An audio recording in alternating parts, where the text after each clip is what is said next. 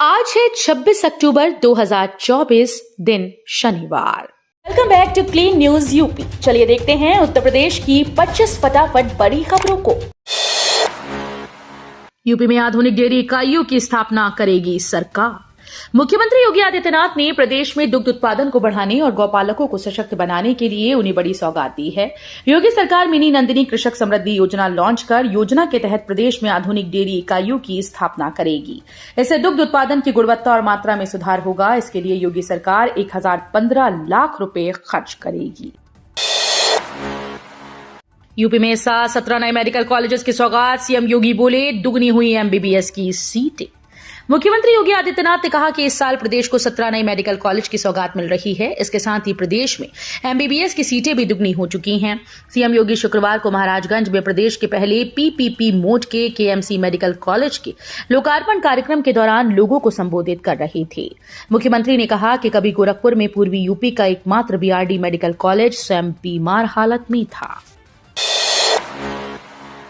CM योगी ने किया निर्माणाधीन आयुष विश्वविद्यालय का निरीक्षण। 30 नवंबर तक कार्य पूरा करने के दिए निर्देश।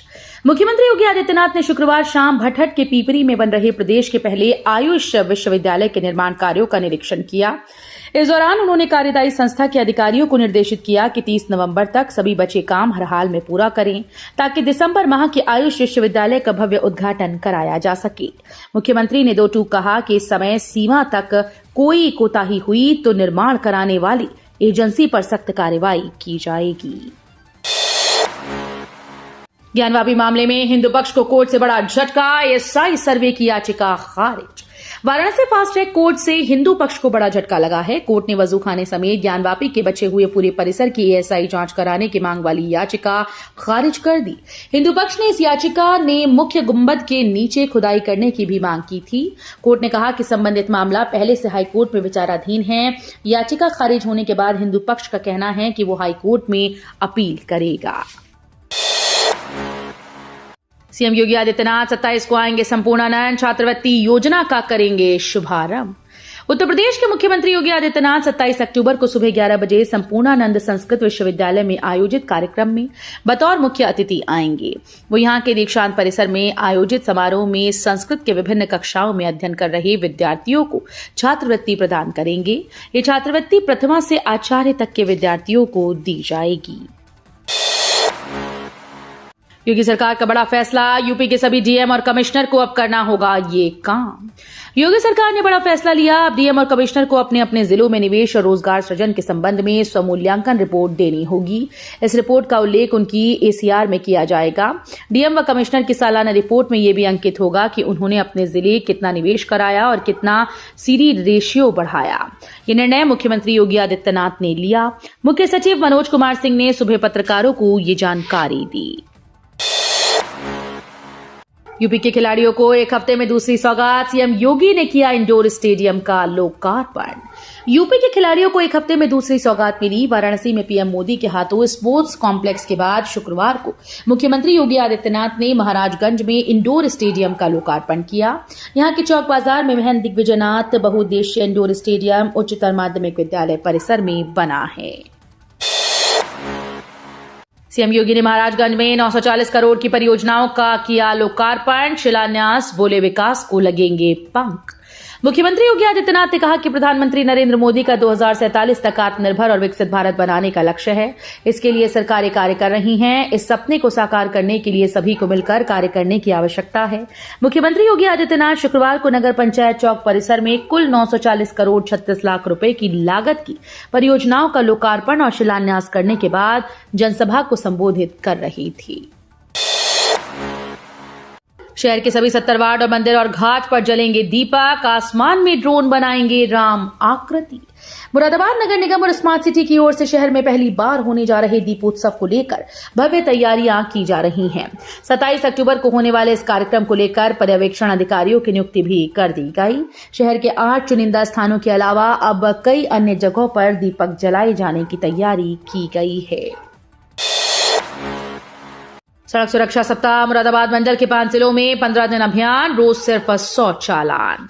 मुरादाबाद मंडल में परिवहन विभाग ने सड़क सुरक्षा पखवाड़ा के तहत नियमों का पालन न करने वालों के खिलाफ अभियान चलाने के नाम पर सिर्फ खाना पूर्ति की है। मंडल के 5 जिलों में 15 दिन अभियान चलाने के बाद भी परिवहन विभाग सिर्फ 1300 वाहनों का ही चालान कर सका, यानी प्रतिदिन 100 से भी कम चालान हुए।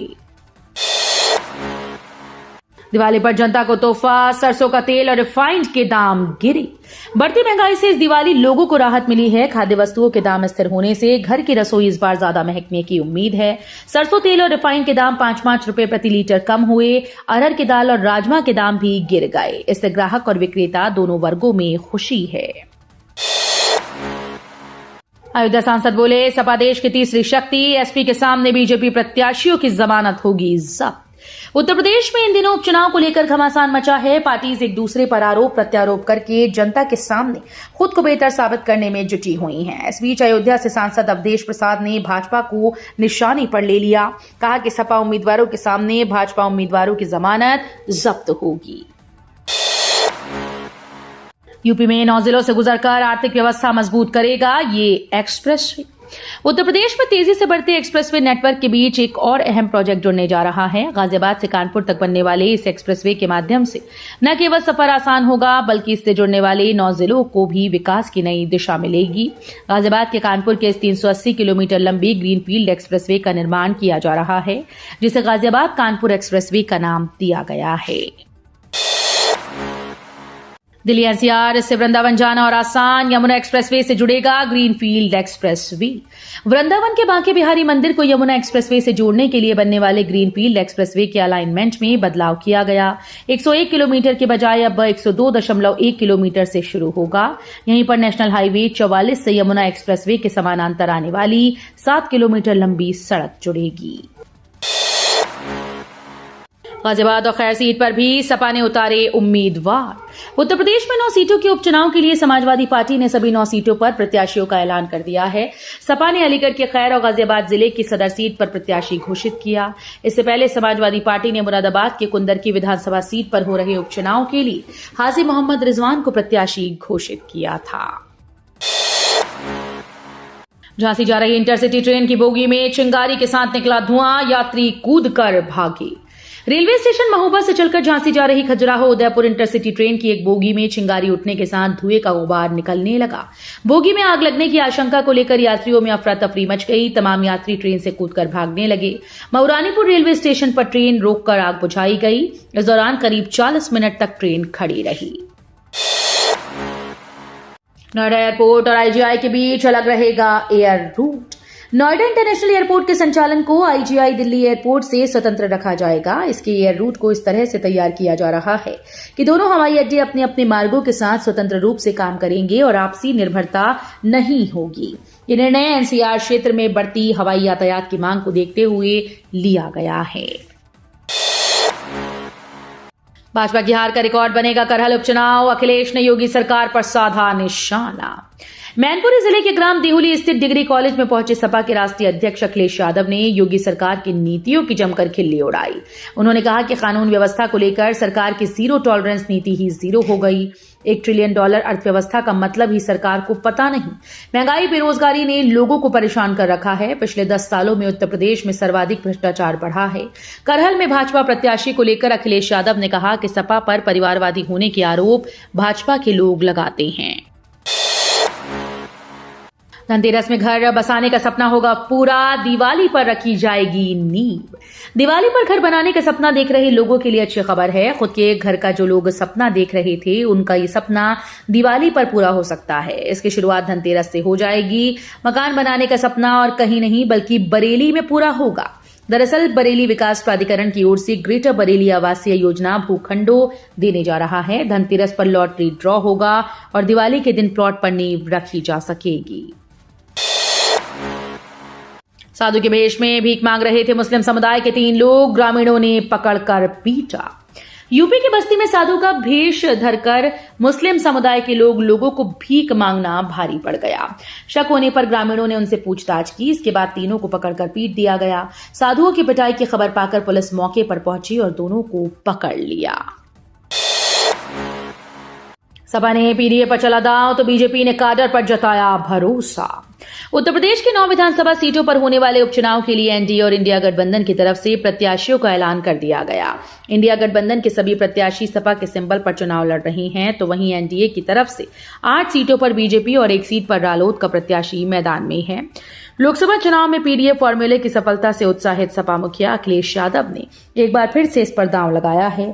समाजवादी पार्टी की तरफ से एक भी टिकट सामान्य वर्ग को नहीं दिया गया।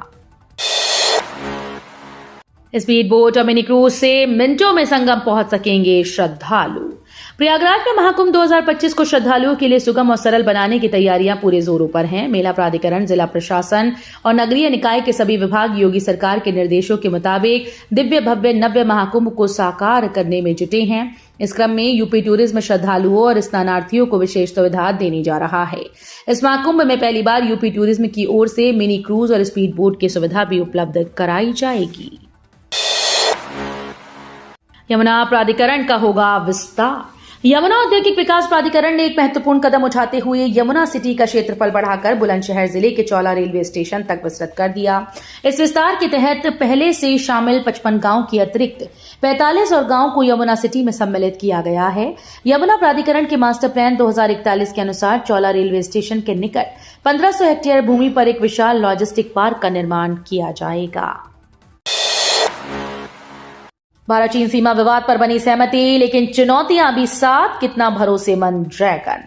भारत और चीन के बीच वास्तविक नियंत्रण रेखा पर स्थिति सुधारने की दिशा में हालिया सहमति महत्वपूर्ण कदम है। खासकर गलवान घाटी संघर्ष के बाद से दोनों देशों के रिश्तों में आई खटास को देखते हुए इस सहमति का स्वागत करते हुए प्रधानमंत्री नरेंद्र मोदी और चीनी राष्ट्रपति शी जिनपिंग ने रूस के कजान में ब्रिक्स बैठक के दौरान द्विपक्षीय वार्ता की।